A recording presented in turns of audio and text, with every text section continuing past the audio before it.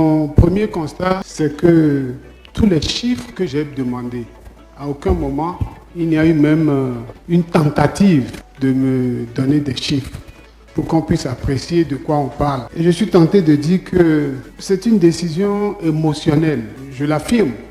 Il s'agit là d'une décision émotionnelle. On a envie, on a ressenti quelque chose, on n'a pas cherché à savoir de quoi ça retourne. Et puis bon, voilà, on a introduit un projet de loi. On ne s'est même pas préoccupé de savoir si les députés ont pris connaissance de la loi, s'ils vont l'adopter ou s'ils ne vont pas l'adopter. On a couru au Brésil pour aller annoncer qu'on va donner le passeport et la nationalité gracieusement. Président, c'est ce qui m'a gêné pour que je puisse poser la question. Il dit, mais ça sort d'où? Ça retourne de quoi? Etc.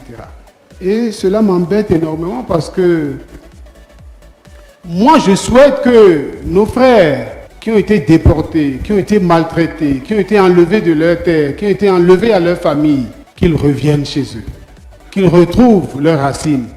Je souhaite qu'ils viennent investir au Bénin. Je souhaite qu'ils viennent vivre la fraternité avec leurs sœurs, qu'ils développent leur patrie mère. Mais c'est une histoire qui nous est commune. À l'ensemble de l'Afrique, c'est une histoire qui nous est commune. Et c'est une histoire qui a préoccupé l'ensemble de la communauté africaine, qui a fait l'objet de résolutions, de décisions au niveau d'abord des Nations Unies, puis ensuite de l'Union africaine.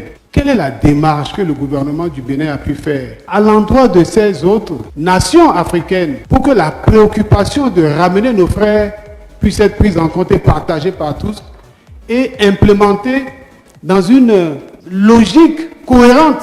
Un afro-descendant m'a écrit à la suite de la publication des questions. Et il m'a fait savoir que c'est vrai qu'ils n'ont pas de chiffres exacts, mais la diaspora africaine, ils sont au moins 350 millions. J'ai posé la question de savoir combien de gens sont ciblés par la mesure. Si sur les 350 millions, seulement 10% débarquent au Bénin, est-ce qu'on peut tenir? Est-ce qu'on peut tenir? Il faut pouvoir les loger.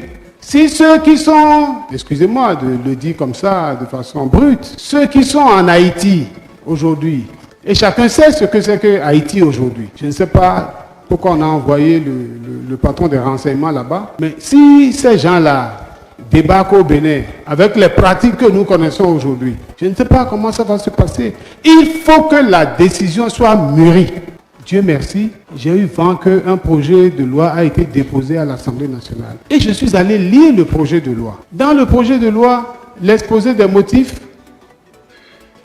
nous indique que c'est d'abord une nationalité qui est octroyée à titre provisoire pour 3 ans. Mais quand vous allez dans les dispositifs de la loi, ce n'est pas exactement ça. Dans les dispositifs de la loi, enfin du projet, il suffit que la personne soit au Bénin pour formuler la demande. Il a une attestation de nationalité définitive. Ce n'est que lorsqu'il formule la demande en étant à l'étranger qu'il a une attestation provisoire pour 3 ans. J'ai dit à l'entame que ça ne me gêne pas que nos frères qui sont partis, dans les conditions où ils sont partis, qu'ils reviennent. Mais ça me gêne que les choses soient faites comme ça s'est fait là. Bon, évidemment, je ferai un petit commentaire. Tout ça me ramène à la gestion globale du pays. Le monolithisme politique. C'est-à-dire que dès qu'on a envoyé le projet à l'Assemblée, on est convaincu que bon, allez, c'est réglé, il n'y a plus rien à faire. Ils doivent faire ça. Ils n'ont rien à faire d'autre que de faire ça. C'est ça qui commence ces choses-là. Mais j'en reviens à la situation. Monsieur le Président, on ne peut pas faire les choses comme ça. Il y a une disposition qui enlève à ses compatriotes les droits politiques et civils. Oui, mais c'est une ruse qui est derrière. Parce que l'article 7 du projet, après avoir annoncé dans l'exposé des motifs qu'ils n'ont pas les droits politiques et civils, l'article 7 du projet ne fait plus allusion à cela. Ce n'est qu'à l'article 8, pour celui qui n'a pas été présent, que les droits civils et politiques sont enlevés. J'avais déjà pensé à la NIP et j'ai pensé aux élections de 2026. Que Dieu me pardonne, je ne sais pas toute la ruse qui est derrière. Parce que si, d'abord, première chose, un citoyen pour moi doit avoir tous les droits. Première chose. Donc, les conditions pour qu'il accède à la nationalité doivent être telles qu'il puisse jouir de tous les droits, comme il n'y a pas de demi-citoyen. Mais lorsque on simule une demi-citoyenneté, il faut l'assumer. Il faut l'assumer. Nous avons besoin que nos compatriotes, celui qui m'a écrit, M. Tin, je crois, à la question de savoir qu'est-ce que les gens font, il m'a donné une très belle réponse. Il dit leurs occupations sont multiples. Ces personnes font tous les métiers. Certains sont ouvriers, d'autres employés ou cadres. Et il met, vous en connaissez beaucoup. Des hommes politiques comme Barack Obama, l'ancien président des États-Unis. Des sportifs comme le Jamaïcain Usain Bolt. Des chanteurs comme Barbadienne Rihanna. Et tous ceux de ces générations précédentes, de Toussaint Louverture en Haïti, qui venaient d'Alada, au roi Pelé. Vous voyez, toutes ces célébrités, comment ce serait bien pour nous de les... Attends, si on me dit que Obama vient ici, il prend la nationalité béninoise, est-ce que moi je crache dessus? Je ne crache pas dessus. Parce que j'imagine que ça va avoir un impact extraordinaire pour notre pays. Mais nous avons besoin de faire les choses dans l'ordre. Nous avons besoin de faire les choses en pleine conscience. En pleine conscience. Je dis combien de gens sont visés? Je n'ai pas de réponse. Combien de gens ont déjà formulé la demande? Je n'ai pas de réponse.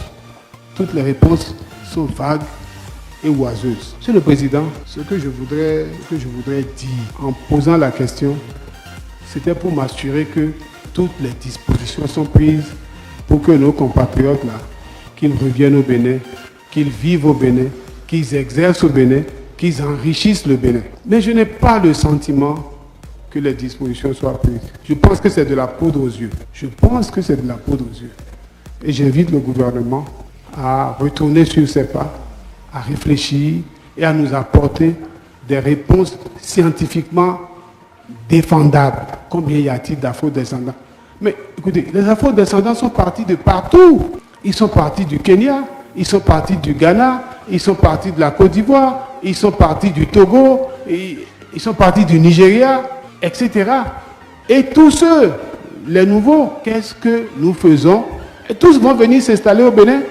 Nous rêvons de ça. Est-ce que nous rêvons que tous viennent s'installer au Bénin? Le gouvernement doit pouvoir être en mesure de nous donner des réponses qui nous mettent en confiance. J'ai toujours mon œil gauche sur la NIP. À bon entendeur, salut.